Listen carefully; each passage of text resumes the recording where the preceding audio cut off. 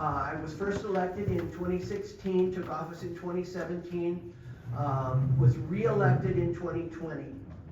A little bit about my background. I'm a retired Chief Warrant Officer from the United States Army. I did criminal investigations for the Army. I was an MP, criminal investigator I specialized in crimes against children. So child abuse, child sexual assault, things like that. I retired in 1993 and I worked for the Aurora Police Department. I've got some friends here from the Aurora Police Department as well. For 5 years in their crime scene investigation unit. So I was the CSI supervisor for 5 years and eventually moved over to Arapahoe County in the Children, Youth, and Families section of Human Services, where I worked in the finance department for a while. Actually, I worked for Aurora for 5 years. I worked for Arapahoe County for a total of 18 years before I threw my hat in the ring for county commissioner in 2016. So that's a little bit of background. Right now, I am sitting on the DRCOG board, the Denver Regional Council of Governments. I'm the vice chair of the Denver Regional Council of Governments. And if I get reelected in November, then I'll be chair next year of the Denver Regional Council of Governments. That's important because that metropolitan planning organization brings a lot of federal dollars back to Colorado, so you pay your federal income tax, right? We all love doing that on April 15th. And so my job by sitting on DRCOG is to bring that federal tax dollars back to Colorado to be used in projects in the Denver metro area, which includes Aurora, Eastern Arapahoe County as well. I also sit on the Sex Offender Management Board, SOMB, because of my previous background investigating sexual assaults on children. That's an interesting board to sit on. We mainly write policies about how offenders, sex offenders in Colorado should be treated. And by that I mean psychologically, mental health, but also in the incarceration, what kind of treatment they should be receiving, what kind of restrictions should be placed on their movement, where they can live, and what lists they may be. If you don't know, you can check the sheriff's website, and all the registered sex offenders' addresses are given on that website. So that's an important thing to remember. Funding challenges. Arapahoe County is facing an immediate budget shortfall. So the Board of County Commissioners, there's 5 of us, if you didn't know that.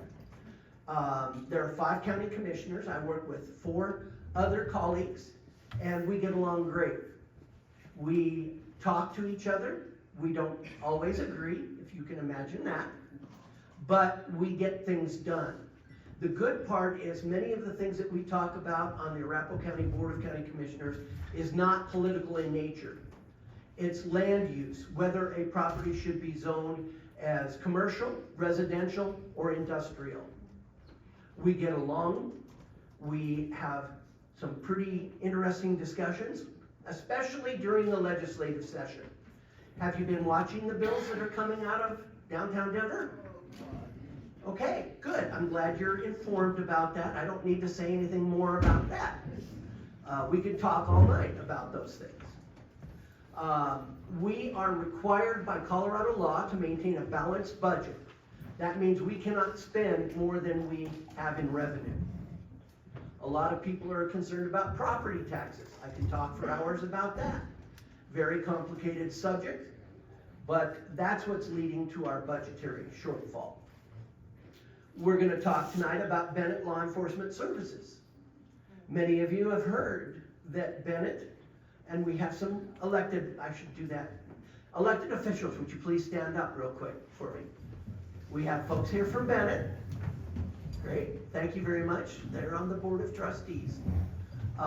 We also have our Arapahoe County Planning Commissioners here. We have Deb Dichtel here on the advisory board, right?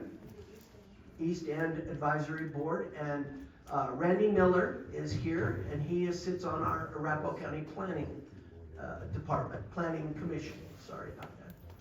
So, people have asked about the Bennett Law Enforcement contract and how Arapahoe County is going to enforce laws in Adams County. Well, believe it or not, it's possible. We've done it before. There have been other instances when a different entity contracts for services. In Arapahoe County, there are many contracts that we have for law enforcement services. The town of Foxfield. Does anyone know where that is? Okay, town of Foxfield, good. They contract for law enforcement services. Strasburg contracts for law enforcement services. Prior to this new contract with Bennett, we contracted with Bennett for law enforcement services on the south side of the border with Adams County. And so this is not anything really new. It is new because we have a whole new group of people that we're going to be providing law enforcement services. I like to say that the reason for this contract is because the Arapahoe County Sheriff is the best. They're the best at what they do. They're the best trained. They would agree with me that they're not the best paid. But they get the job done. And so I want everyone to know that the intent of this new contract is not to slight any other community, not to slight any other jurisdiction. The sheriff and I met with Judd Behrens, Mayor Behrens from Deer Trail, along with Trustee Robert Rhodes several months ago to talk about this. And the sheriff was very accepting of any other suggestions that they had for providing law enforcement services in the Deer Trail area. So this is something that's not unusual for city officials, town officials, to come to the sheriff, to come to the Board of County Commissioners and ask us to increase services or do things differently. The sheriff and his outstanding staff are the experts at saying what they can and cannot do. So we'll talk to you a little bit more about that. Elections. The March primary, presidential primary, is officially over, and representatives from the county Democratic and Republican parties joined Clerk Joan Lopez in reviewing data and other information from the election and certifying the results. Now, you may have heard a lot at the national level about election interference, election fraud, stolen elections, and things like that. I can't tell you what happened in Florida. I can't tell you what happened in Georgia or anywhere else. But I have studied and taken tours through the election processing facility in Arapahoe County over in Littleton. Remember, 18 years, I was in charge of all the buildings in Arapahoe County. I've been there, I've seen how they work, and I can tell you that there are checks and balances that would identify any funny business going on in Arapahoe County. So I'm a staunch supporter of our elections vote. Not maybe the election officials at the state level or the county level that are political heads of those. I know the people. I know the employees that take care of those ballots, that count those ballots, the volunteers that come in as election judges, as official watchers and observers. I know them, and they vouch for the security of Arapahoe County's elections. So I just wanted to say that. Real quick, oil and gas amendments. You may notice that since the political makeup of the board is 1 Republican and 4 Democrats. I'd say that not because I want you to start fist fighting across the table. And I also told you that we get along. We do argue. We have discussions. I guess it's a better way to say it. We discuss things. We listen to each other. Sometimes they change their opinion. Sometimes I change my opinion. It depends. Not very often. Sorry. Oil and gas amendments. In fall of 2024, the County Board of Commissioners and the Planning Commission approved amendments to increase regulatory protections for oil and gas operations within unincorporated Arapahoe County. I want to tell you a little bit about that process. Some of my colleagues came into office in 2022 with the idea that oil and gas needed to be severely limited. And through this process of us listening to each other, talking to industry experts, talking to environmentalists, talking to people who are concerned because of the proximity of their homes to oil and gas, we came up with what I believe are some pretty good decisions with the safety and security of people's health and welfare in mind.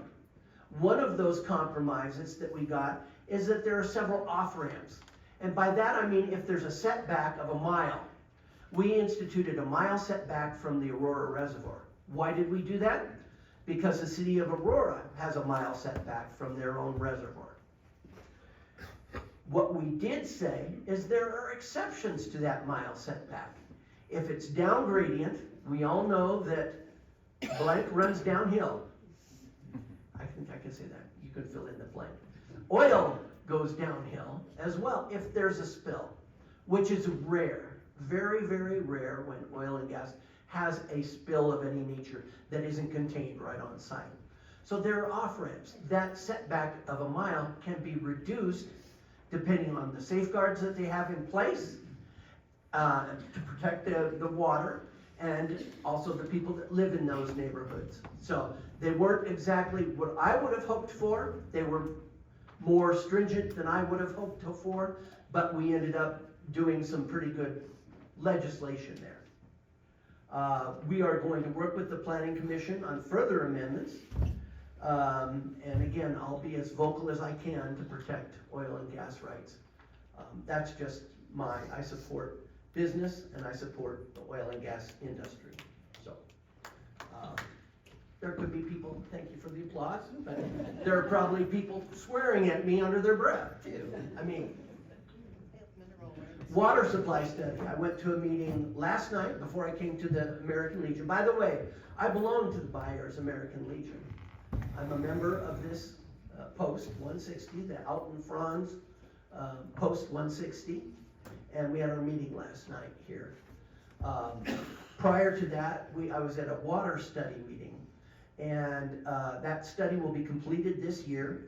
It will look at how much water demand there will be for the population, the anticipated population, through the year 2050. You can join us for open houses from 5 to 7 p.m.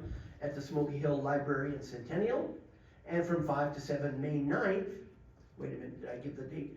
5 to 7 on April 24th at the Smoky Hill Library in Centennial, and from 5 to 7 p.m. May 9th at the Calver Library here in Byers. Refreshments will be provided. We're doing a Buyer sub-area plan. Our planning department is looking at how the development of Byers should be handled. A lot of people here in Byers might think no development would be the best thing. Arapahoe County Commissioners are limited into what we can prevent. What we can do is make sure that any development that happens is done responsibly and with the thought of the future in mind. Water is by far the most important part of any development of Arapahoe County, of this part of Arapahoe County. We're also doing a study of the Kiowa Creek open spaces. We've added some acreage out there. This is the area that's south of Bennett. And we're going to have some trails coming in. Eventually it will open up for both equestrian and hiking. Bijou Basin open space, collecting data on existing conditions at the Bijou Basin open space. In preparation to begin a master planning process, and the local community will always have a voice in that. You'll be notified through the newspaper ads that we buy in the I-70 Scout and the Eastern Colorado News, and of when those meetings are coming up. I kind of went right through that because now I've done my duty as far as the communication staff. It now gives me great pleasure to introduce Kenneth C. McClem, Bureau Chief of the Public Safety Bureau for the Arapahoe County Sheriff's Office. Ken is going to give us an update on law enforcement activities in District 3, and after that we'll hear from Melissa from Animal Services. And after that we'll take public comments and questions. Ken? Hello all, you hear me? Usually I get told I'm too loud. So I was reminiscing, the first time I was in this building, I was out here doing field training with Carl Didas, do you remember him? Yes. In 1996, we came out here and had pancakes at 4th of July breakfast. It's a long time ago. This will be my 30th year, come July with Arapahoe County. Spent about 2 years in the jail, and the rest of it, the public safety world. Up until November, I was the special operations captain, so that's SWAT, bomb, canine, all that stuff. Spent about half my career in that field. So Tyler decided to make me an offer I can't refuse. I told, forget what group I was talking to the other night, Citizens Academy, that he asked me to be a bureau chief in November when the previous one retired. And I said, for the love of God, no. And he grabbed my face and kissed me and told me that is why it must be me. And I said, oh wait, that's the movie Gladiator. But very, very similar to that. So if you couldn't tell by my hair, I'm old, I've been around a long time in this business. Couple things, I'll introduce my folks I brought with me. The fella on my left, over there by the door, wave and say hello, John Martin. John's one of our PIOs, again, he's been around almost as long as I have with Arapahoe County. We were district partners way back in the day. Next to the door, he is your area crime prevention community resource deputy, Jason Presley. Some of you may have known him or seen him at previous events. He's got all sorts of, yeah, he talks funny because he's from Kentucky. Hey, get a couple whiskeys in him and it starts rolling. Back in the holler. He has all your stats, so he can address specific questions as to stats. And then finally, Lieutenant Mike Reed. So the way we run a system, Mike is the lieutenant of one of the 6 patrol teams, but they also divide the county geographically. He is the area liaison for this area. So the entire I-70 corridor is Mike. So Mike's on duty tonight, had nothing else, no body dumps going on right now. We're actually Halloween decorations like we had this morning. So Mike's hanging out with us a little bit. So when we get to questions or whatever, we hopefully, between the 4 of us, we can hit anything. Commissioner mentioned already a couple of the issues. The biggest one, just got done doing a command update for a quarter of our folks, explaining to them, is the Bennett contract that kicks in May 1st. So we've answered some emails from folks, and the bottom line is the town of Bennett, again, as Commissioner said, we already were providing services, so it's not like this is, Greeley that asked us to come help. It's Bennett, right? We were already there. They're already familiar with us. Nothing against, and again, from my level down, nothing against our friends at Adams County. I've known many of them. Carl Smalley, that's their area commander out here, been a good friend for almost that 30 years. Carl's dad was one of our deputies back in the day, did a whole career with Arapahoe County. So some of these folks go back, good man. We're gonna keep working together and get along just fine. Issues notwithstanding between the sheriff and elected officials, we're gonna make this work for the town and the corridor. The town of Bennett initially is gonna fund 2 new patrol deputies and a half of a position that is a detective. So the way we staff right now, right here at our substation, we have a investigator that's based here. They're about to make the change. I don't know when exactly that's gonna happen as far as personnel, but they basically do all the cases out here on the I-70 corridor. We call this our precinct 8. When there is overflow or additional cases, there is another detective that works in town at our headquarters that covers those. So what we're gonna do is take that person, half their salary is gonna be covered by the town. They're gonna take all the Bennett cases, and then they're gonna take any coverage out here. So basically, you're gonna have 2 detectives that are assigned. It is not, some of the early emails Commissioner and I got were folks concerned that it's taking away resources. It's not, it's adding resources. And the agreement with Bennett spells out, while those may be based in Bennett, obviously 2 is not enough to provide 24-hour coverage. So they're gonna be on swing shift, which is the biggest time, so one side of the week and the other side of the week. They'll base in Bennett, but again, they may come out here to Byers. If you have a call out here to Byers, it needs something, when they're not tied up on other calls, right? So we keep a deputy 24/7, 365 available out here on the corridor, minimum of one. Sometimes there's more than that when we're, depending on our staffing levels and call load. And then in addition to the SROs that, Byers, and last year we were able to add, using one of our new positions, that position at Deer Trail. So in the daytime, there's multiple folks out here.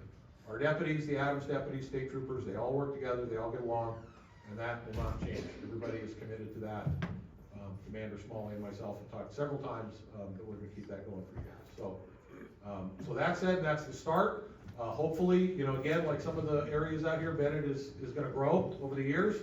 So we hope, kind of like, this is the 22nd year we've had contract services with the City of Centennial. City of Centennial funds 2/3 of the Public Safety Bureau for Arapahoe County Sheriff's Office. It is huge and substantial, so the hope is as the town of Bennett grows, that contract, like Centennial's, will expand, and it will be an asset for everybody out east here as we add additional positions in Bennett. So, and again, we'll answer any specific questions anybody has later. The biggest thing on crime stuff, Jason has some specifics. I don't know if he wants to hit any of the highlights that were on the memo for us, but the biggest thing, and we do this all the time, we encounter citizens, is when something happens, 2 in the morning, whatever, again, I just mentioned, we have somebody out here, you're not bothering us, call. It's always better to get the call when something's happening than an email 3 days later. Makes it really hard to get to the bottom of what happened. And in some cases, when there's no, you know, after effects or evidence, and Jason will talk a little bit about those issues that are going on out here. And then we'll hang out, and we'll have any questions you guys have as the night goes on. Hey, good evening, thanks for having me. I'll just go over kind of some of the stuff that we've been dealing with. It's kind of weird, I wish, I went through a training today on a new system we're kind of launching that would have made this a lot easier, but it was at 3 o'clock today, and I didn't have time to actually get everything that I wanted, but the system that we normally use, I'll just tell you, from January to March, I'm gonna kind of go into detail on District 8, not necessarily Byers, because what happens in Bennett, what happens in Deer Trail, Strasburg, it's all kind of interwrapped out here on the I-70 corridor. So I'll just give you kind of a breakdown for the last 3 months. We have responded, or not responded, we've had 1,942 total calls for service or incidents in 3 months. So it's been 201 total cases that were filed. The busiest time for crime is actually Monday through Friday, and it's weird, this is kind of different than in town. In town, the other unincorporated area I have, like around Parker in Florida, it's usually swing shift. Out here it's day shift. Usually 8 in the morning till right about 6 at night. It was just a steady line. Yeah, and I was kind of shocked at that, but that's the busiest time, Monday through Friday, 8 to 6. Usually after 6 p.m. it really slows down a lot. Just some of the specifics, I'll just go down the list. I just kind of pick the ones that, the call load that people are concerned about. Usually all the meetings I attend, these are the ones what people want to know. So this is what we responded to in the last 3 months. So 911 hang-ups, 4. 25 abandoned vehicles, most of those are stills. They will dump them out here along the corridor at some point and we'll find them. 52 animal calls, which I thought was a little high. I don't get that in town. 1 arson, 6 assaults, 39 assists to other agencies. So in other words, us assisting Adams County or State Patrol. 1 attempted homicide, 5 auto thefts, which is way down compared to last year, over the first 3 months. 6 burglaries, 29 business alarms, 39 citizens assist, most of those were on I-70. Dead on arrivals, in other words, maybe check on a welfare check, medical, whatever, we had 5 of those. 4 domestic violence, 4 drug violations, 1 fatal accident, 8 fires, which that will increase significantly starting in June. 56 follow-ups that our deputies conducted on previous calls, 7 frauds, 15 harassments, 345 increased patrols. That just shows how proactive that we try to be. 345 that's a high number for this area. So 340 times the deputies have like, okay, I got some downtime. Let me go patrol the neighborhood and see what's going on. Just check everything out. So that's outstanding. 42 keep the peace. 144 medical calls. 2 menacing with a firearm. 15 shots fired. A lot of that came from Watkins area, especially Sky Ranch, from people in town moving out here that are not used to guns. I'll just leave it at that. 10 recovered stolen vehicles. What's that? We love to shoot. Hey, I'm right there with you, so. Let's see, 1 sex assault, 8 restraining order violations, 1 suicide, 10 suspicious persons, 49 suspicious vehicles, 14 thefts, 44 traffic complaints, 101 traffic stops, 5 trespasses, 75 welfare checks. So this is the amount of work that we have done in 3 months. So with a pretty thin staff. So we're doing the best we can with what we got, and I think we're serving this area well. I try to get out here as much as I possibly can, but I also have 3 precincts that I deal with in town also, but I'll be around, so if you have any questions now, hit me up, beat me up, whatever. Hey, this is a good crowd. Let's have Alyssa come up first. Yeah. And then we'll- Okay, we'll have Alyssa come up and then I'll answer some questions.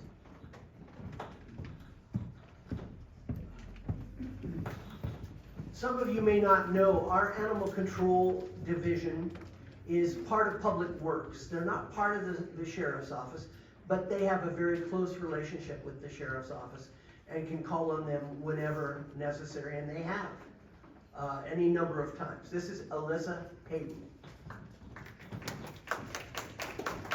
Hi, thank you for having me. Some of you may know me. I was looking around for some familiar faces.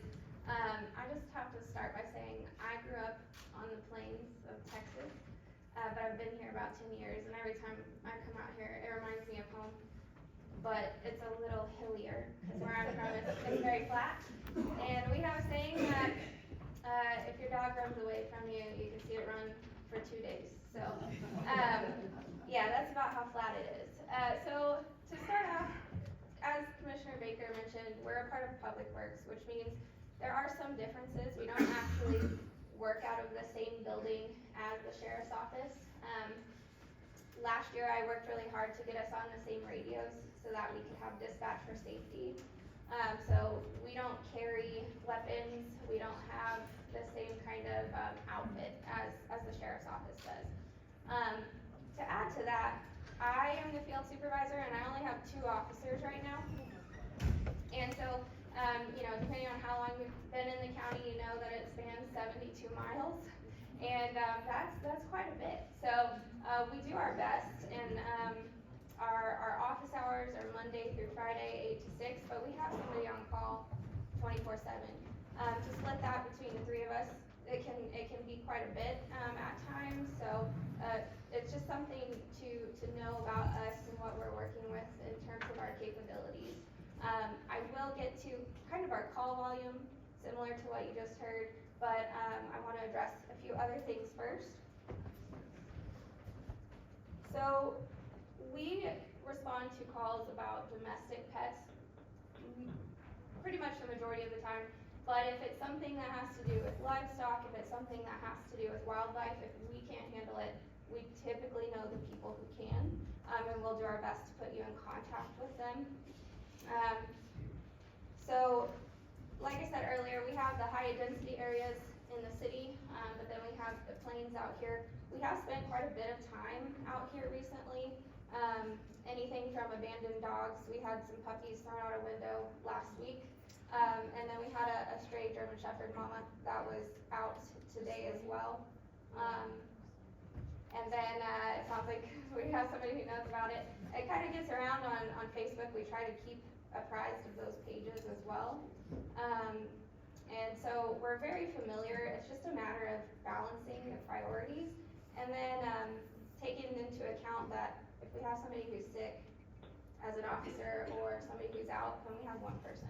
So, if you're feeling like, you know, there's a dog at large on your property and it's frustrating, we wanna be there for you. It's just a matter of, do we have the ability to get there? The other issue is that if there's a dog at large, sometimes we can open our truck door and it's gonna come to us. But most of the time that doesn't work, especially not for these country dogs out here, because they have a personality of their own. They wanna do what they wanna do. So, we do have an easier way for you guys to report that, which I'll get to. Something else that we are aware of are the carcass dumpings. I can't go into a lot of detail about that right now due to an open investigation with the sheriff's office, but I will tell you that in terms of contracting for picking them up, that's been a huge concern for us and a strain on animal services team.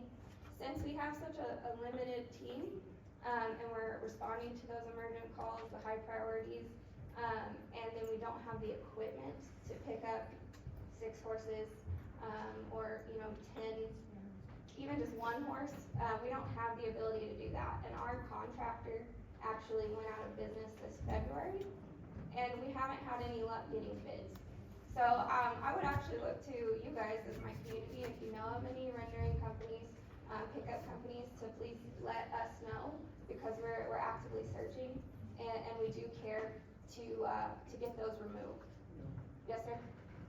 In the I-70 Scout, in the advertisement part in the back, there is a company that, I think it's called Horseshoes to Heaven or something like that. Okay. They pick up, dead carcasses. Okay. They'll come out and pick them up. Sure, I'll check that out, thank you.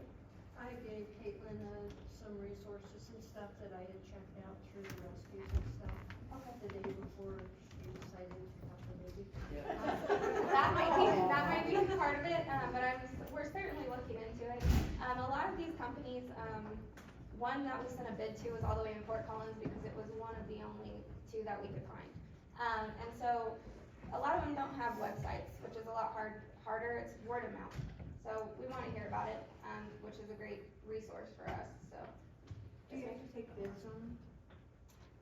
It depends, and we tried, we ran the bid in January, and it just kind of fell through. So, we didn't get any, we got a response from our last company that said, hey, we're going out of business in February. So, that was unfortunate, they were a great help to our community. Well, cause I know cost on this, and for a lot of you that don't have livestock that you've had to have picked up, I have a rescue. And some of the companies go as high as like $800 for them to come out after you've already put an animal down and paid the vet and everything else, and so it's getting cost prohibitive.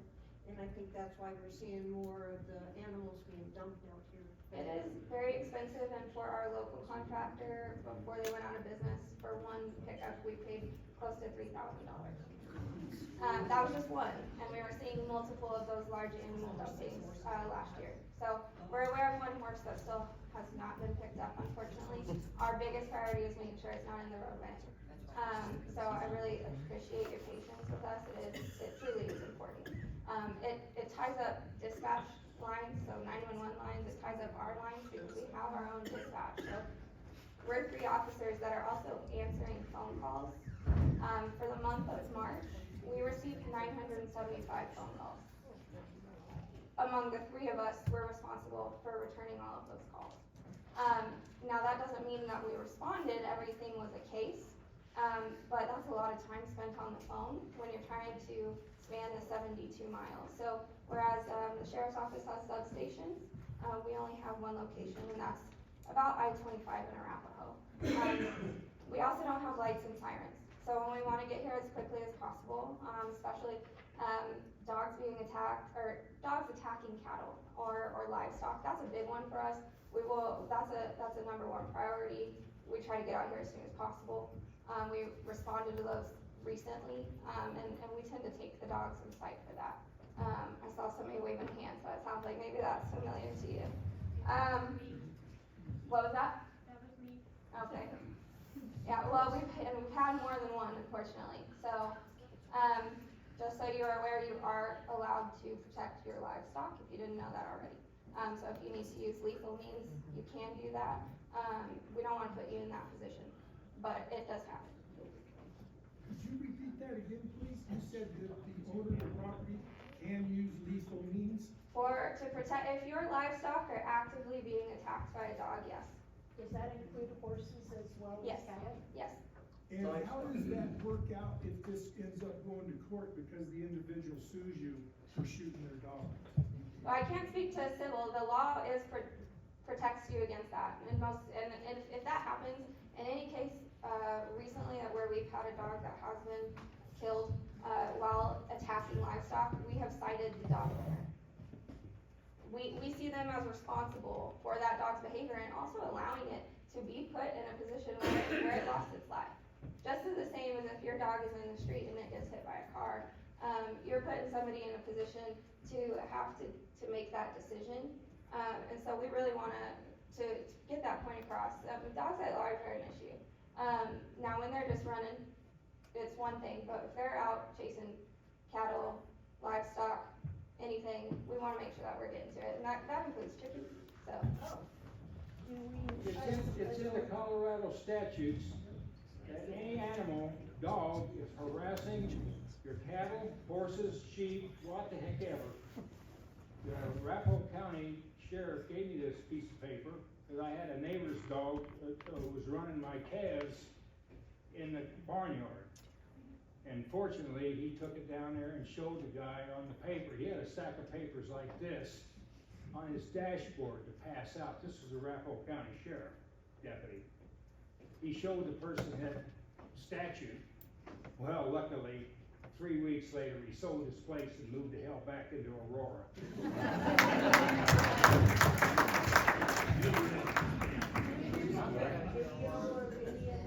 To protect ourselves? So, Can you repeat the question?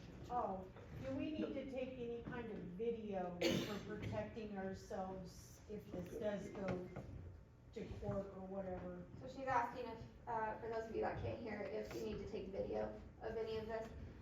My recommendation would be, if you have like a Ring doorbell camera or anything, cameras on your property, that capture an event, then we would want to be notified. We want you to call us so that we can process this through the criminal case, and that should be of benefit. Does that answer your question? So if you have a video of animals actually physically attacking another animal, what kind of process is it that's gone through, before that animal was actually taken or from the owner cited? From the owners that have been cited? Because I have sent several videos of my neighbor's dog attacking, unfortunately, their own animals. And because it's their own animals, animal control refuses to do anything about it because they said it's their own animals. So I sent over a video, with of these dogs attacking a pony. And animal control didn't come, or nobody showed up actually for this situation. And they said if it happens again, that you call the sheriff. So then I called the sheriff because it's happening again, and I have it's like a 3 to 5 minute video of this happening. So then I call the sheriff, and sheriffs of course say, we'll call animal control. So then I call back and you get ping pong back and forth. And then the next day, since no one showed up that day with the dogs attacking the pony, dogs then proceeded the next day to attack a horse and ran a horse into our fence. It's because it's all at my neighbor's house. So then my husband had to come out, go outside and cut a fence out of a horse. And then in the middle of the night, the neighbors then proceeded to remove the horse in the middle of the night, remove the horse in a trailer, and God only knows where they took it. So then the next day, there's no proof of anything because the horse has been removed in the middle of the night, other than my picture of the horse tangled in the fence, which I also sent over. Okay, so in case anyone in the back didn't hear, essentially she's asking what happens when dogs attack other animals, and in this specific situation, attack animals on property. I am not aware of that, and so typically I'm aware of anything that would happen like that, so I would need more specifics, and I think maybe that should be, well, we can talk about it here just a little bit. I just definitely have the emails. That would be great. Here. What date? This was actually last April. Do you have a card? I can get you one, but I would like to be able to look into that a little bit more, since it is so highly specific, and I wanna give a chance to get to these other points, but I do wanna come back to that, so I'll get with you, okay? Most likely, because I also have recent videos of the exact same dogs still at the neighbor's property just last month, attacking their cow. And then, so then I have so it's another 3-minute video, and then I have another video of the exact same dogs on my property chasing my cows. Okay. That, when I called about that day, about that dog chasing my cows that day, I called animal control, and of course was advised that of course there's no officer that could come out to my property to pick up this dog, and for us to go ahead and deal with it at any means that we feel necessary. But of course, I don't wanna shoot a dog for having a bad owner. And then they said, well, maybe you can find the dog yourself and then try to find the owners. Well, I know who the owner is, that's not the point. The point is that nothing is being done about these dogs. So that's a great example. So when a dog attacks another animal, typically we do get involved. There is an open investigation. When it's all of the animals are owned by the same person, that's a case-by-case basis. We do look into it. We have to find evidence, and we do accept photos, videos, those types of things. When you're talking about, so we've been down an officer since November. During that time, at one point I was the only person on. My hours are limited. During that time, at one point I was actually injured, so I could not respond, and then one of my officers had a surgery. So that was a work injury, and I was limited in what I could do, and then my other officer was on light duty while I had one out on vacation, which was very hard earned, let me tell you. So we're healthy, we have somebody in training right now, but we really do look to the community to help us in certain situations. So if you're being asked to hold on to a dog or contain it if at all possible, that's a huge help to us, because like I said, we don't hit lights and sirens, we can't get there as soon as we would like to. So yes, we don't want you to have to shoot a dog, but if it comes to that because we can't get there fast enough and the sheriff's office maybe is on an emergent call elsewhere, then we don't have any other options, and we want to be able to give you something in your own hands, and you are protected by the law. So we're doing what we can, and that's really what I want to drive home, is every single person on my team, including myself, we got in this line of work to serve the community, and we're doing what we can. So, like with the 975 calls last month alone, that's a lot. That's a lot for 3 people to handle and be responding in the field. For example, we had the puppies thrown out of the window last week, but last night after hours, after I worked a full shift, I was on call and got a call about a gentleman attacked by 2 dogs. He was transported to the hospital in the ambulance. And I spent most of today following up on that. That was a Watkins call. So we're really out here trying to do a lot. I see a hand raised in the back. Is there a limited number of dogs a person can have That inside is- their house? That is a zoning question. So I would have to direct you to our zoning team. I was in a house last night, there was probably 75 dogs inside the house. So my concern, the only thing that I can address on that aspect of things is that, are they living in good condition? If they are not, and I would wonder if it's that many, likely not, so we can do a welfare check. The other agency that we can get involved is called PACFA. That's through the state. So anybody who has over 15 dogs technically has a kennel and needs a kennel license. So I would really encourage you to call their office. I would like to look into that. We got less questions, and I'm enjoying it, so. I just wanted to just make how many talked about this, the carcasses that are being dumped. And I don't know if this is the I mean, we all know about the rising veterinary costs of having animals put down, so that's a cost. And we did have a local renter here, who'd been here for 20 Yes. years, very local, that was able to help out this problem. Now we don't have anybody. Was that CCE? Yeah, yeah. That was ours as well. Right, so we don't have anyone local, and there are services, out there, there's 2 or 3 companies, but they're all at least an hour to hour and a half away, some of them 2 hours away. And so, understandably, their costs are very high to Yep. come out to this area, so there's no one servicing this area. My point I wanted to make was that I looked into this, and it's complicated by the fact that the landfills have consolidated, they've all been purchased by one company, Republic. And so, they're all under Republic now, and so they now have this one policy about whether they will accept animal carcasses there, and they're all saying, oh, well, you have to have a contract with us, you can't bring a contract unless you have a, contract. There isn't any, I've looked in the Colorado law, and I can't find anything that requires you to have a contract, and I'm wondering if there's some flexibility there, that maybe, it's obviously not a solution for everyone, not everyone has the ability to take their animal to the landfill for their final burial, but it might be an option for some people, it might ease it up a little bit, and, hopefully, it might, if we could have some leeway there, it might reduce some of this, dumping of the large animals in ditches and stuff, because, maybe some of these people, if they could get directly to the landfill, they wouldn't be inclined to dump their animals on the highway. I think that's a good conversation point. There are a lot of barriers that pet owners and livestock owners are facing right now, especially with the rising costs, as you pointed out.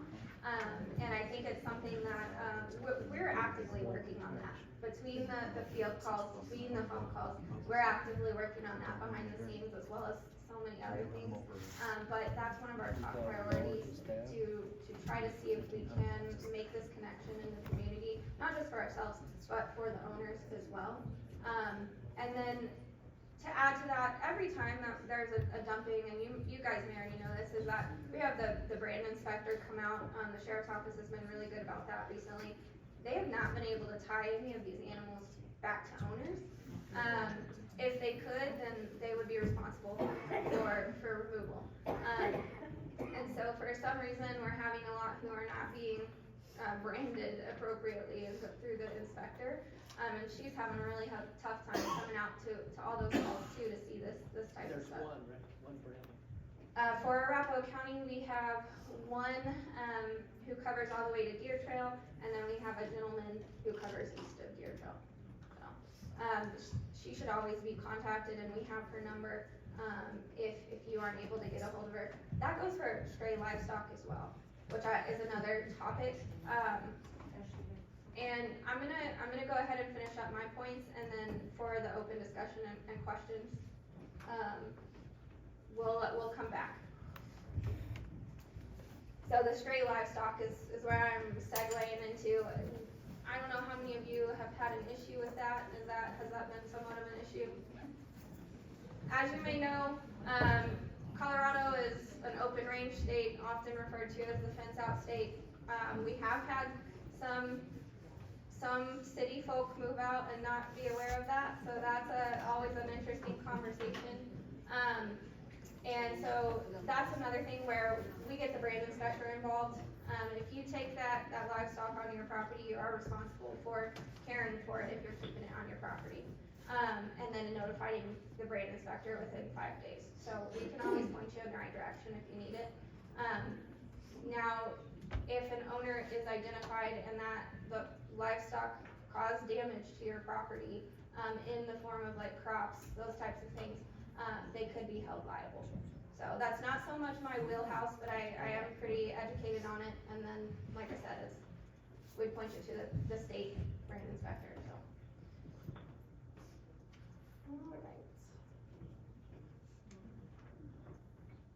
That's about all I have, so far, and I just wanna, we service unincorporated Arapahoe County, Foxfield, and Deer Trail. Since we don't work under the Sheriff's Office Department, we don't have the same IGAs, which intergovernmental agreements. So Centennial, Bennett, we won't be able to provide services to those areas, and if we did, we'd need a bigger team for sure.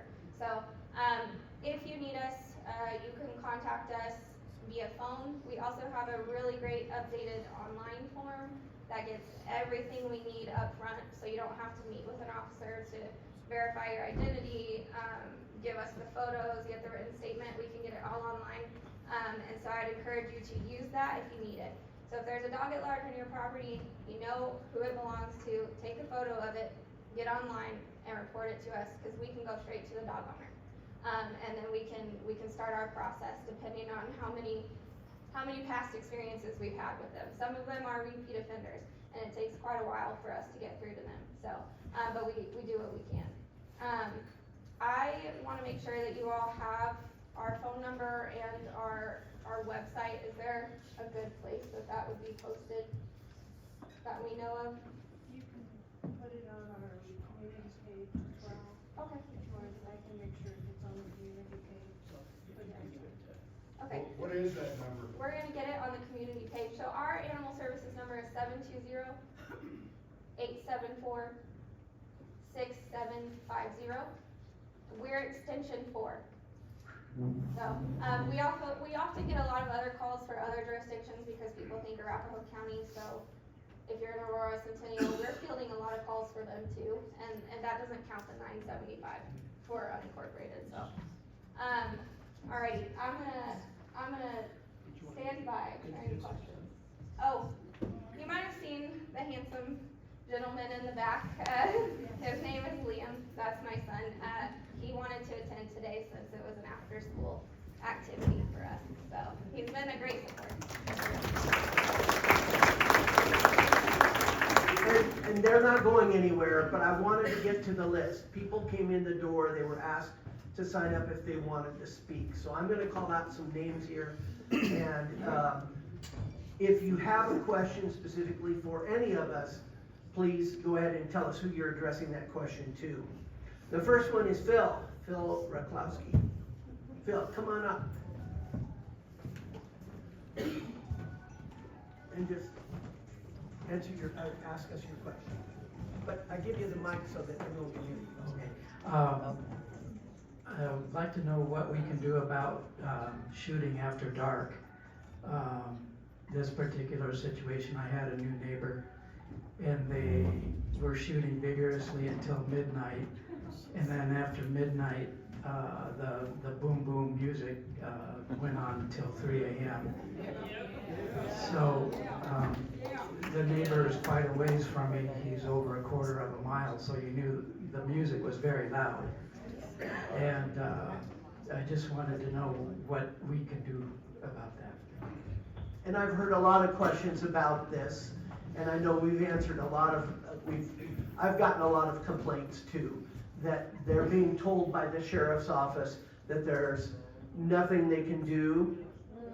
Is that what people are saying? Okay, you're gonna hear it from the horse's mouth. This is Jason Presley. All right, don't shoot the messenger. Now with that, we have to go by laws and what the county ordinance says. So county ordinance, which 1909, even way prior than that, I came to ages ago.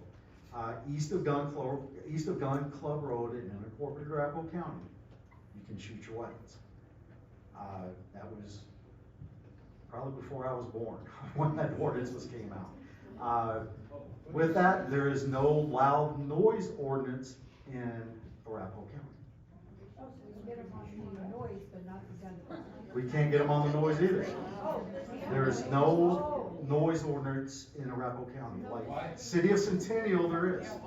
Why? Is there a party ordinance? That would be the commissioner to answer that one.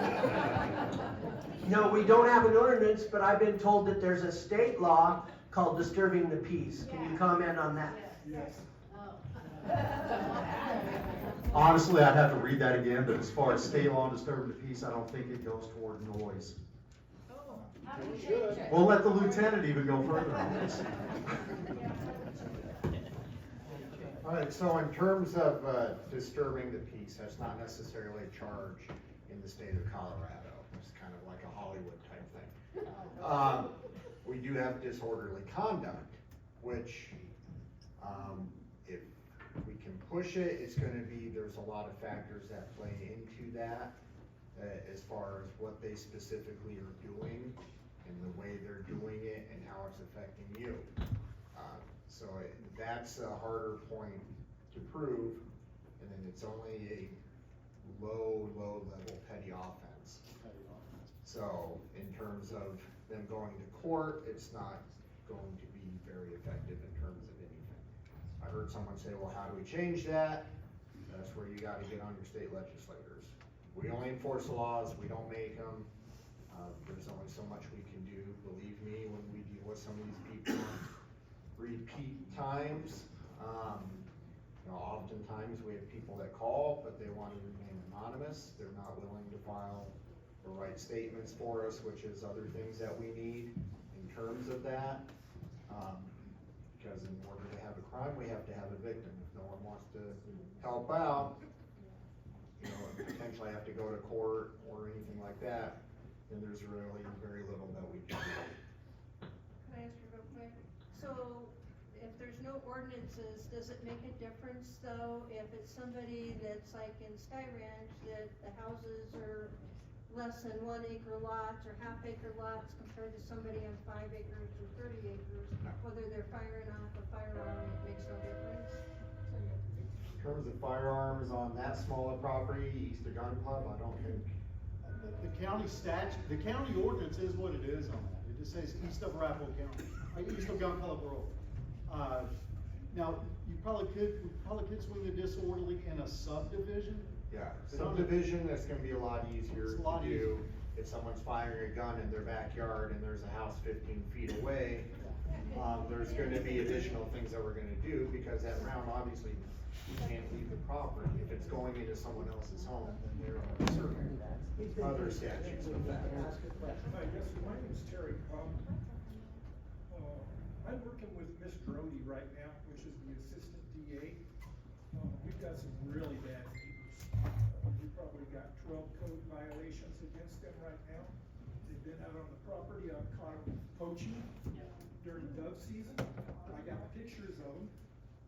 I shot my shotgun off to give them notice I was coming down, because I just knew they're really bad neighbors. And they were on my property, but I didn't know it until I got back to the pond. And I just looked down and there were 3 doves on the ground. So the officers came out. I filed charges, I'm pressing charges. This has been over 6 months ago. The detective has not got back with me as of yet. All of the speakers so far have said that there's funding problems and there's staffing problems, but yet, and I know this gentleman over here that sits on the Bennett board, but yet we're going to go ahead and take funds and apply them towards Bennett. I'm not so sure that's a good idea. Okay, well, We have more than our own problems in So- Arapahoe County. in terms of the wildlife issues, that is Department of Parks and Wildlife that you're probably dealing with, is that correct? No, that's not correct. Anyway, no one has shared that with me as of yet. But the detective is so busy, she has not been able to get back with me. What's the name? I'm sorry, I didn't bring that paperwork, so I can't tell you about that. The other problem I have is, like this other gentleman said, noise. There is one thing you can do. When they have these big parties, you can come out and ask for a permit. They have to have a permit when these parties are large and the noise is loud. And the only reason I know that, that's one of the code violations that Ms. Drody has worked on against my neighbors, which are really poor. In fact, they moved in, no, they haven't moved in, they bought the property 2 years ago, it's a business that's moved in, and all they do is keep all their equipment there, they're a construction company. So the county is now trying to sue them. You know, you can't sue anybody if they won't come to court. They get subpoenaed and they don't come to court. I got problems with these neighbors with automatic weapons. I've gone back there and I caught them with automatic weapons. I asked them for their tax license. He said, it's none of your business. I said, fine. I started walking back. If you don't show it to me, you show it to the sheriff. They hopped in their car and they boogied just as fast as they could. One piece of advice I'd like to give to all you folks, get security cameras. everybody should have a security camera. I've got tons of videos that I've shared with Arapahoe County, and that has helped me a lot, so that the cases are moving forward. But again, you know, you folks, you're doing the best job you can. But you're underfunded and you're understaffed. Yeah. Thank you very much. I took you kind of out of order because I saw you kind of jumping up and down in your seat wanting to speak. And thank you for your comments. This, like I said, These officers can do something. They can come out and ask for permits, because that is one of the code violations that this party is being sued for. sure. So that needs to go to the officers so that they understand that. Zoning doesn't enforce anything. Send them a letter, if they don't answer back. Right, zoning told us, we have problem with neighbors also. You said zoning, and all they replied is, we have protocol. Zoning, well, we come out, that is not true. Zoning then says, we send a letter for 30 days, they have 30 days to answer. If we don't hear back from them, it's gonna be another letter. If they don't even answer that. Yeah, then they go. There is a process that they have to go to, like 3 warnings before they take them to court. When they take it to court, they never show up. It Yeah. never is, it's been years. It is a very lengthy process that you have to stay on, and they do have priorities. We're listening, we're hearing, we're recording, we're gonna, I can go back and talk to my 4 colleagues as well about a noise ordinance, and all of the things that come with that, if we were to do that. Is there a reason why they don't go into the big? I'm gonna stick with the list for the folks that signed up to talk. Just, I need to get through this, and I wanna make sure we get everybody home as time permits. The next one who signed up is Mr. Gary May. Gary?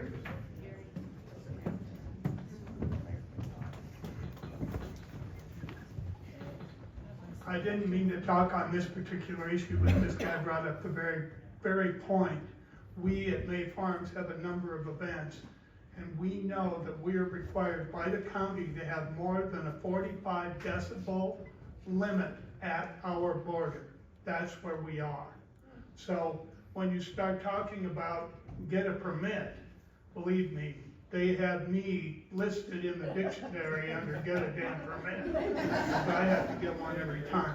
But I'm not here to, on that issue. I thought we were gonna have a little more discussion on the homelessness issue that I've talked to some people from Bennett, Strasburg, Deer Trail, and Byers. It wasn't that long ago that when you came into this building and you had a community meeting, I, for one, probably knew 80% of the people over here. Tonight, I'm sorry, I can probably only name about 15 or 20. And the point is we used to know everybody who was a member of the, for lack of a better word, were a member of the tribe. And we may not be as familiar with who our neighbors are. And I think we need a better position in being community members so we know who these new people are.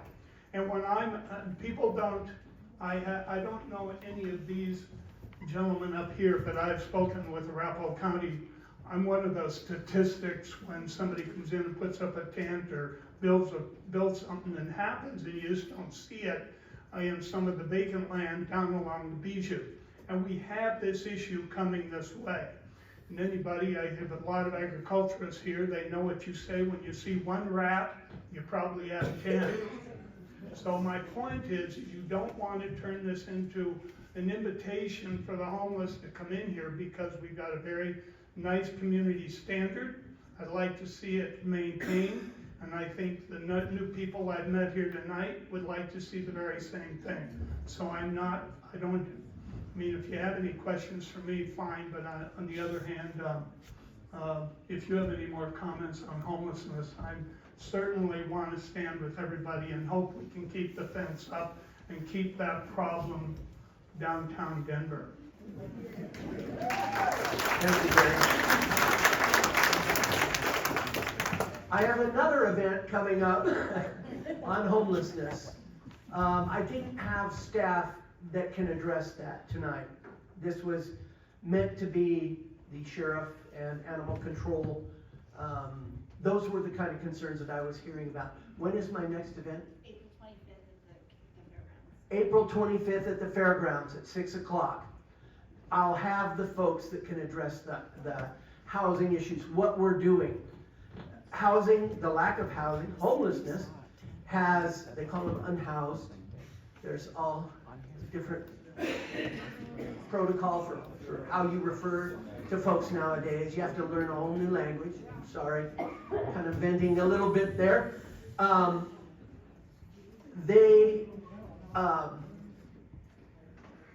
We'll talk more about that. The staff that we have working on it, I can tell you what the Arapahoe County Community Resources Department is doing for that. And the sheriff also responds to those cases with compassion, but also to enforce laws, to look for evidence of crimes, be they drug or alcohol use, other types of crimes that you may see in those communities. So, Maurice, do you want to come up and say something real quick? I'm curious, what kind of response time are we talking here? Or when somebody's trespassing, you don't have hours, days to somebody show up.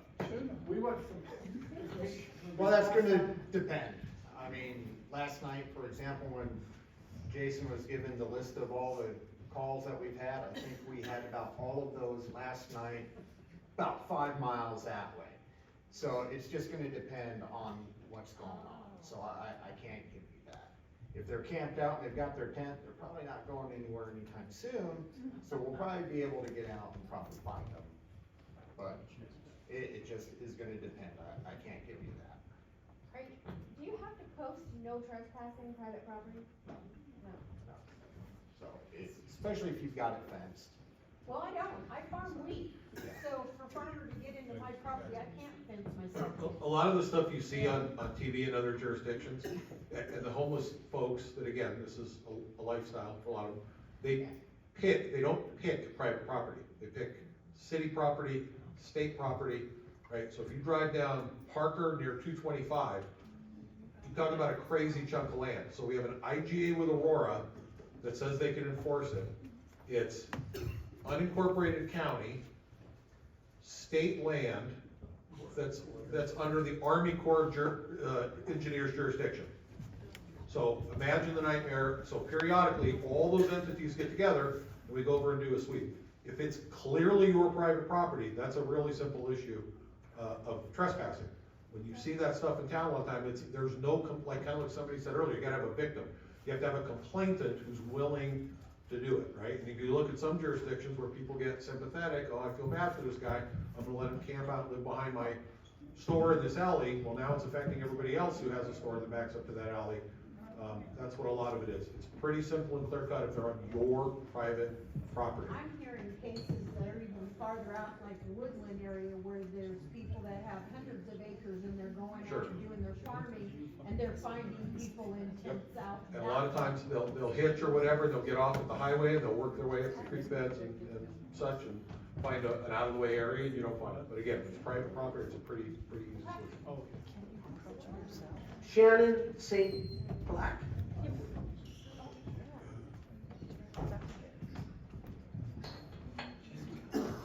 Hello, how are you? Thank you, Gary. You're kind of a good segue that I had. I am a newer resident. I came out here in 2020. This was my dream to retire out here with 40 acres. My dream is still pending because I've had nothing but issues with zoning and coding the entire time. You know, I'm trying to go small.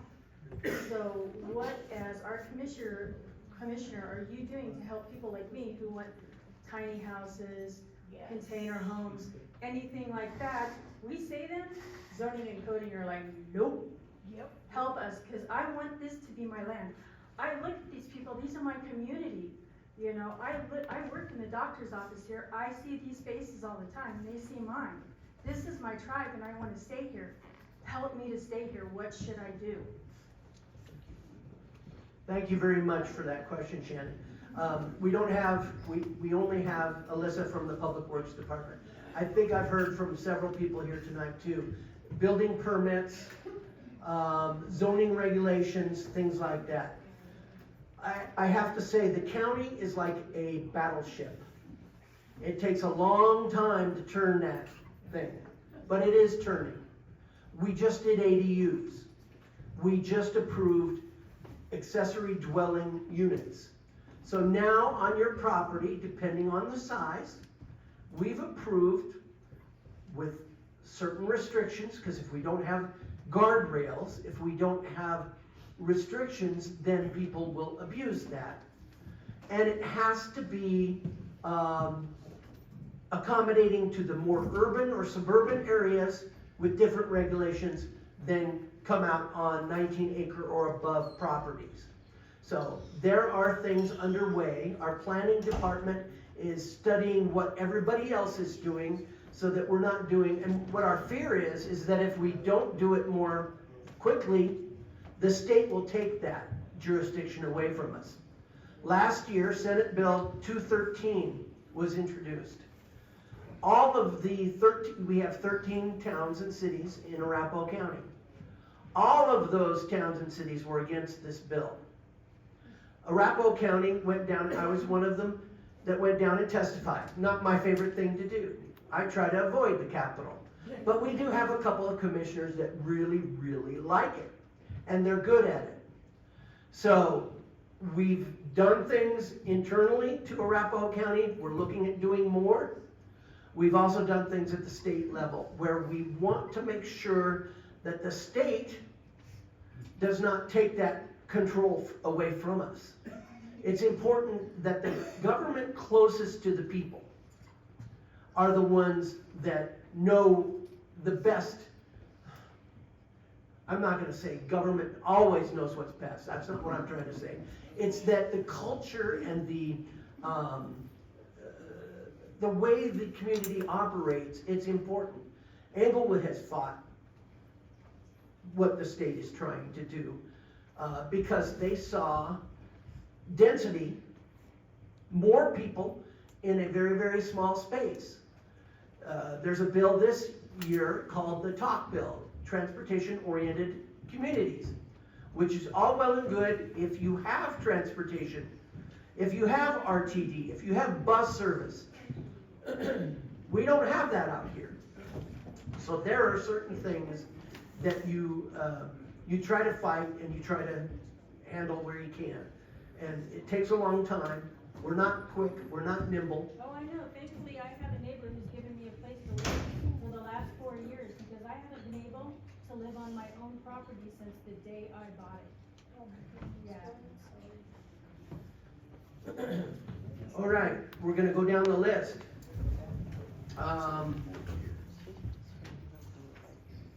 Brenda, I have to say, Brenda Bunner is probably the reason why we're here tonight. She was one of the first to reach out to me and say, there's a lot of folks out here looking negatively at the county. I'm a county guy. I like the county, but I also want us to be responsive. And it was through her efforts that we're all here tonight. So you can give her a round of applause. Okay, I've got a couple things on pretty much everything that's been talked about. As far as the animal removal, Road and Bridge used to do it years ago. And you would know that because... Yes. Yeah, my dad worked for Road and Bridge for 43 years. So, why did he quit? He's been asked that a lot. No, Oh, why do they? I have no want to idea, do that's why I was it? mentioning it, because maybe they didn't know they used to. But, And hold them, like, it's a little bit but closer. yeah, when he was there, Road and Bridge, they take the backhoe and the dump truck out and pick up the animals. And the other thing is, when you commented on, the dogs harassing livestock, these dogs, there's different dogs out daily, multiple groups, they're harassing kids walking to school, people jogging. People can't get out of their house because they got stray dogs on the property. Yeah, yeah, you can't let your own dogs out, your dogs are going nuts in the house because there's other dogs on the property. It's a huge deal, and I don't know if you're on the I-70 corridor, Los Angeles. Yeah, you see how many dogs are out there, and it's for repeated. And the people out I know that there is a no, dogs at large. How do we go about, I mean, if I can get pictures and tell you where they're at, can these people be fined? I'd like to answer. So whenever you are able to get a photo and you know where the dog owner lives, like I said, you'll go onto Arapahoe County government website, type in animal complaint in the search bar, and follow those steps. It's gonna give you everything you need. It's gonna prompt you, your name, the photo, where the dog lives, dog's description. Then we can move forward based on wherever we're at. If it's a repeat offender, then we'll pick right back up where we left off, and it escalates depending on where they're at in that process. If it's a first time offense, it starts at the bottom. So, we can address it. However, I will tell you that once it gets to the court, it's out of our hands. So, if the court chooses to fine them, great. But if they choose to dismiss it, we have to start back over as if it's a first offense. So we're really working with the court right now. They're probably tired of my name, to be quite honest with you, because of how much I am really trying to work with the district attorney's office to make sure that our cases are not just dismissed because they're overwhelmed as well. And so we're working on it, and I will say we've seen great improvement. But that is the way to do it. Please take a photo. Our at-large ordinance or resolution does require a photo for us to be able to cite, unless we see it ourselves. And oftentimes we aren't out here quick enough to see it ourselves. But if we are, and we have seen them ourselves before, we will cite. Are we required to testify, and does that help not getting them dismissed? So the thing about a first offense dog at large, for instance, that's a $50 fine. If they choose to pay, if the dog owner chooses to pay that, then they don't have to show up at court. However, everybody gets a court date, and so you may show up at that first appearance. Where the hiccup comes is that sometimes they move those dates, or the first appearance happens, but then they set it out for another 30 days.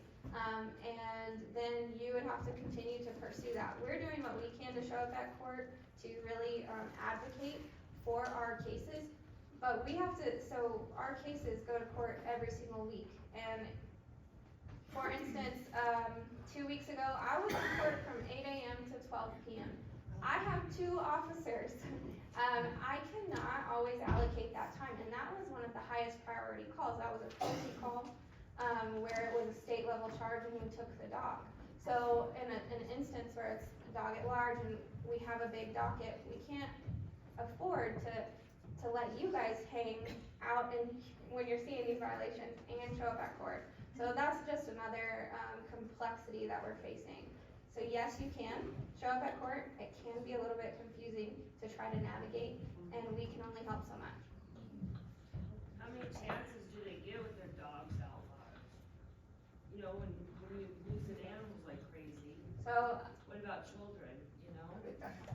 But we hear that. How many chances to the dog at large if they're a vicious dog? Well, that's 2 different things. So that's 2 different things. A vicious dog attacking or coming at you, or I lost my horse from this. Okay. Well, so I'm happy to answer. That's 3 different things. So we have at large. That means that dog is not under voice control. At all. That means maybe an owner's not present or it's making unwanted contact with you. They ride horses and take their dogs with them and they have no control over them. I'm gonna finish.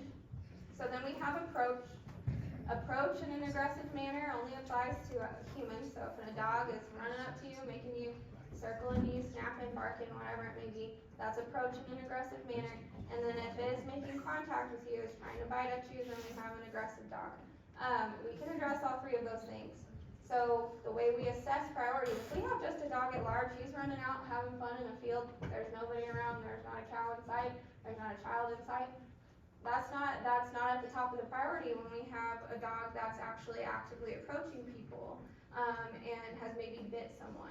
So we have to assess on a case-by-case basis. So how many chances do they get? Well, in our system, it depends on that level. Are they offending multiple resolutions? Are they offending just the one? So if it's dog at large, your first offense, we'll give them a warning. Second offense, citation. It escalates. The 4th offense is a mandatory court appearance.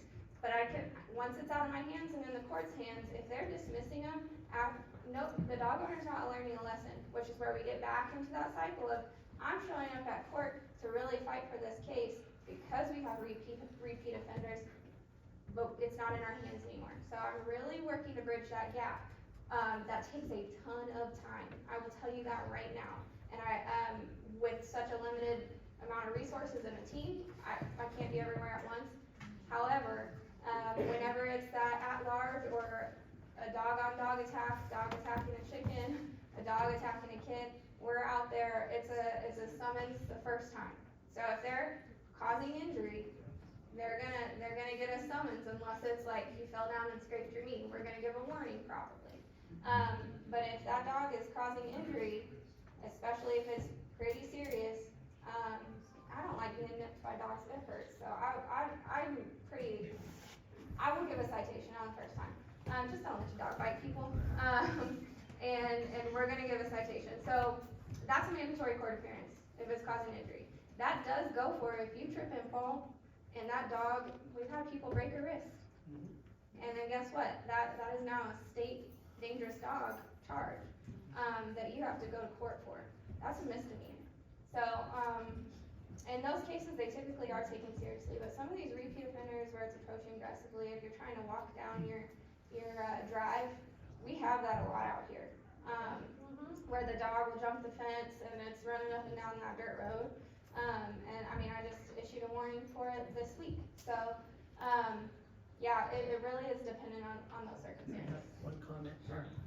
Alyssa, are you allowed to contact the owners of these animals for whatever level, whether it's aggressive dog, dog get loose, you're allowed to talk to them. Can you ask them who their homeowner's insurance is with? We don't typically do that, but I will tell you, I have had people lose their homeowner's insurance because of it.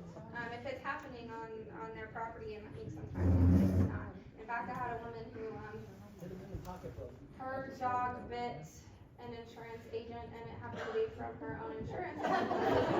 And she wasn't even there for the insurance company. So yes, you can lose your homeowner's insurance, and that's a great point, so. Gotta think outside the box sometimes. Okay, the next one is in regards to the shooting at night. When it comes to stray bullets, BBs raining down on your roof, animals being shot, not on the same property. It's an issue out here.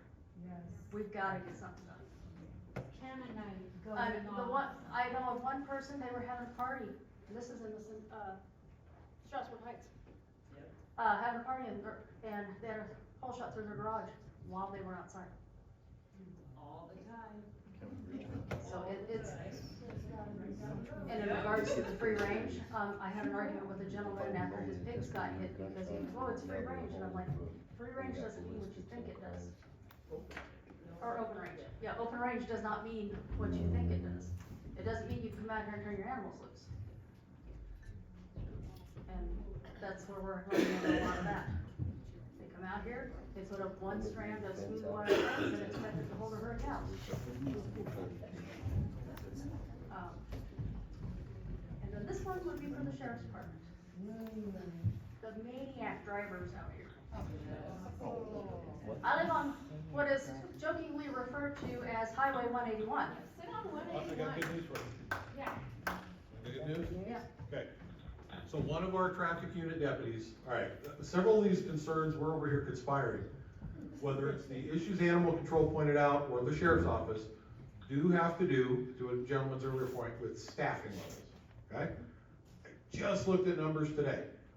Arapahoe County, unincorporated Arapahoe County, so this is from, West Bowles Avenue all the way out to Agate, 103,000 people now. City of Centennial, it's 105. So when I look at the staffing numbers for county that are paid for out of the ALEF fund or general fund, and the numbers paid for under the City of Centennial contract, they're not close. They're not close. So, and I think other departments, we can lament that, but I really feel for animal control. We had a discussion with her director the other week about some sheriff's office resources that they may be able to glob onto. because of the situation there. That is absolutely a thing. However, we do have some creative staff. So we hired a lateral hire, very experienced traffic officer from another organization who is known affectionately at the Colorado Department of Transportation as the Grant King. The Grant King in 4 months has already got us $200,000 in state monies. He, along with a deputy who lives out near Deer Trail, and a sergeant of our traffic unit who lives south of Bennett, they're gonna spend some of that money here in the warm weather months doing some enforcement out here on the corridor. And what it pays for is overtime money to try to address that. The Commissioner mentioned his meeting with the sheriff at Deer Trail. Deer Trail had an issue with a lot of their signage wasn't to proper code. It wouldn't stand up in court if you wrote tickets on it, and they have spent, that came up starting in COVID. They had to redo a lot of their signage. There were areas where it was marked one speed limit one way, and the same stretch of road, a different signage the other way. Crazy. They fixed all that, so here shortly, starting here in the spring, I think Tyler got that grant today to sign it, and agreed to it. We should start getting some of that funding, and that's what we plan to do with it, is use some of that money. Those guys that live out here are gonna start sucking up some overtime to do extra traffic enforcement out here on the corridor. So, John, you know John Claren, and Jay Gates, who's the sergeant of the traffic. Now, big picture, give you an example.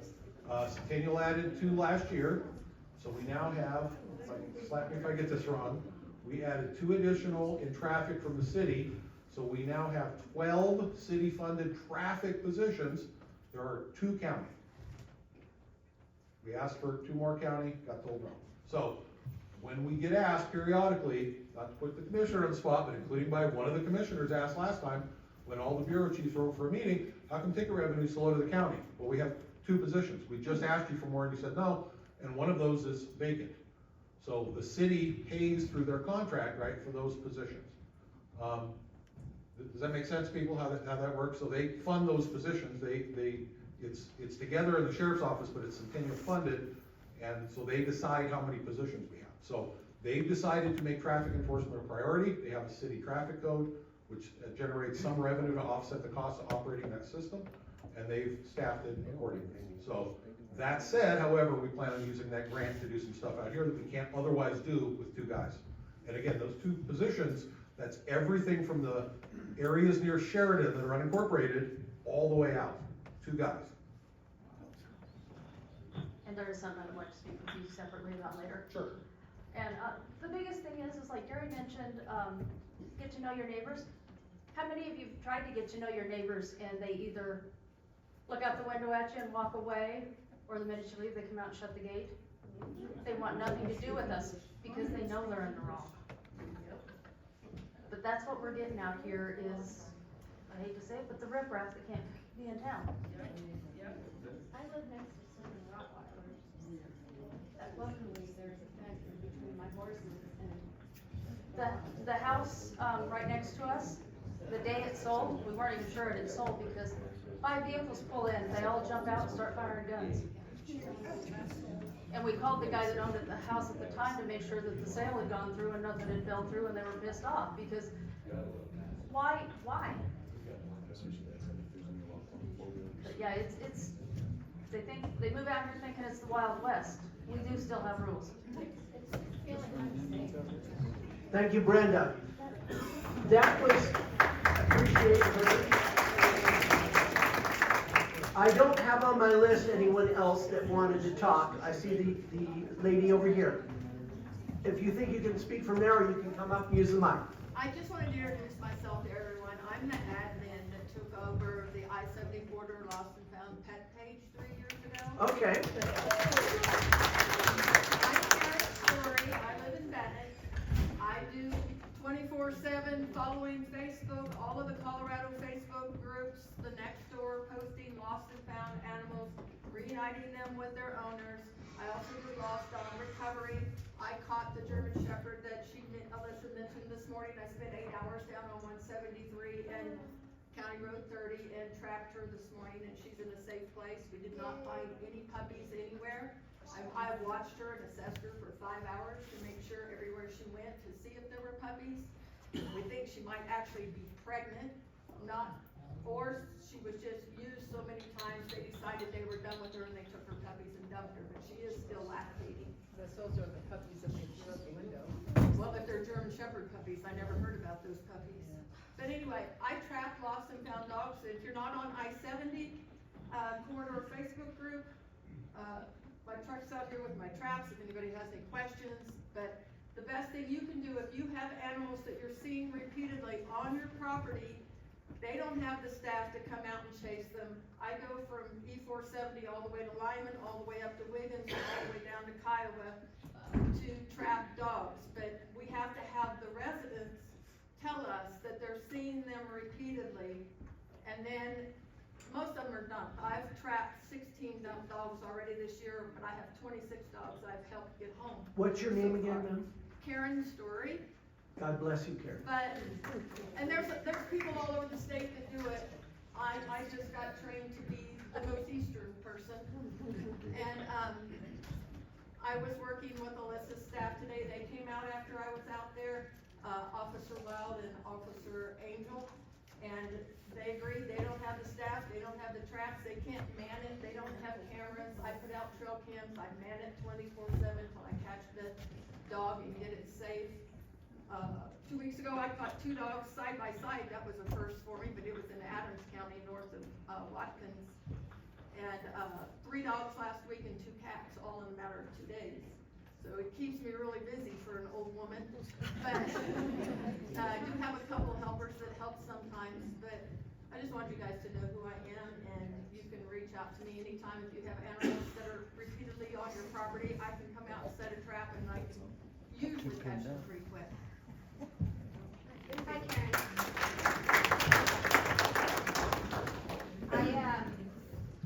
We haven't met yet, no, but it's on my agenda, it's on my to-do list. So we actually got the posted to us from someone, within the county about the dog she was talking about this morning. I went ahead and sent my officer and officer in training to see, because we thought there might be puppies, so that elevates that at large. We wanna, and she was underweight a bit.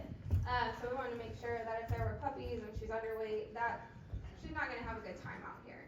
So, that's why we sent out the officers, but as Karen said, so it took 8 hours for her to catch that one dog. And so if it takes that long, and, we have a limited amount of people, and we've got, the dog attacks, or the animal beating, or whatever it may be, we have to really prioritize, and it can be very tough. So we appreciate the community effort, we appreciate your effort, Karen, and coordinating with us. We really do rely on the cooperation and understanding from the community, so thank you again. All right, and I'm just going to add a little bit to the nuance of what Captain McClem, Chief McClem, sorry. I know him as Captain, but in 2023, and now again in 2024, we start the budget process in May for the following year. We've had to say no to a lot of people, including the sheriff's office. It usually results, any ask for needed people or equipment creates quite a bit of discussion among the county commissioners. We have a budget committee I used to sit on. I'm no longer sitting on that committee.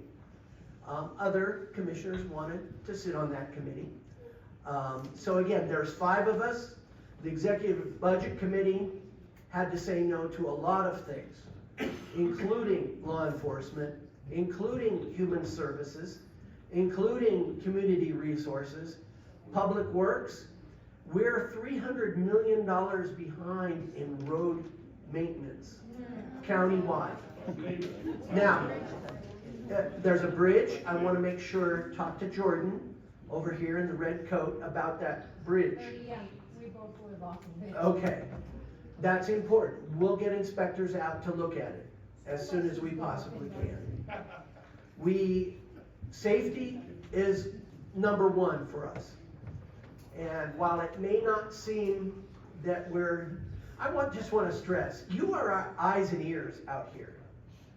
And if you can be a witness, sign a statement, appear in court, on some of these things, then more cases will get prosecuted. But even if you call in a pickup truck, a white pickup truck, and you have a partial license plate, and it had a dead animal in the back, or something, if you see something, say something, remember that from terrorism.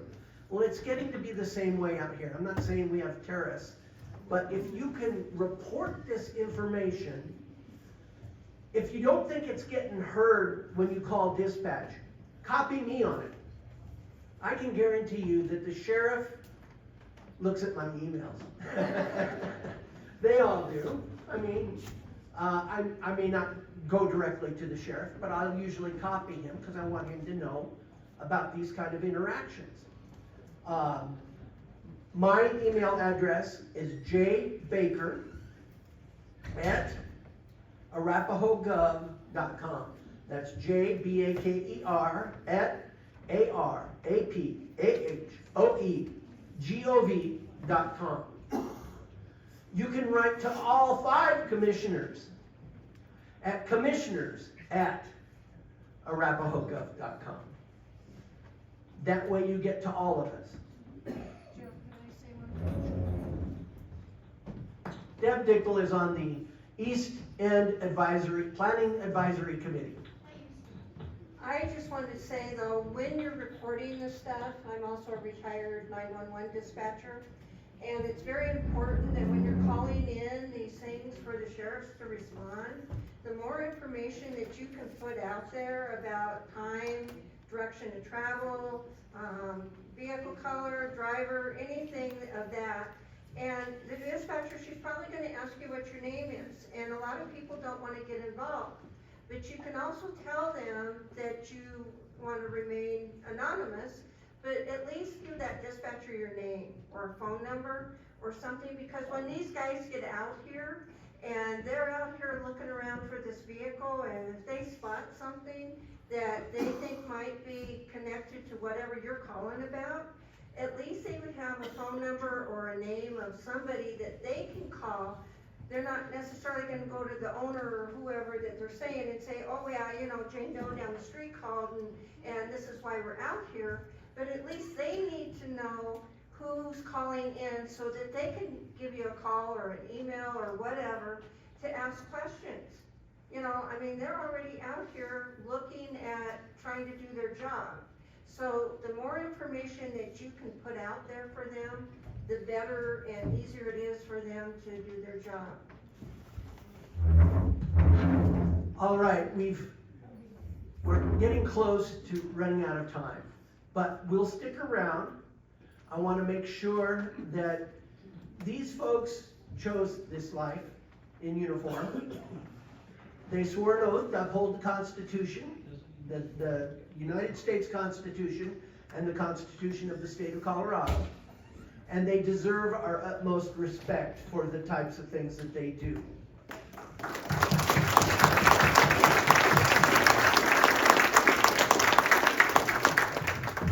I think we're going to go ahead and close it there. If anyone did not get their question answered and they still need that, I've got business cards I'll be happy to hand out, and I will also respond directly to you and let you know who I passed your concerns on to. All right? Thank you for coming out, everybody. Drive safely.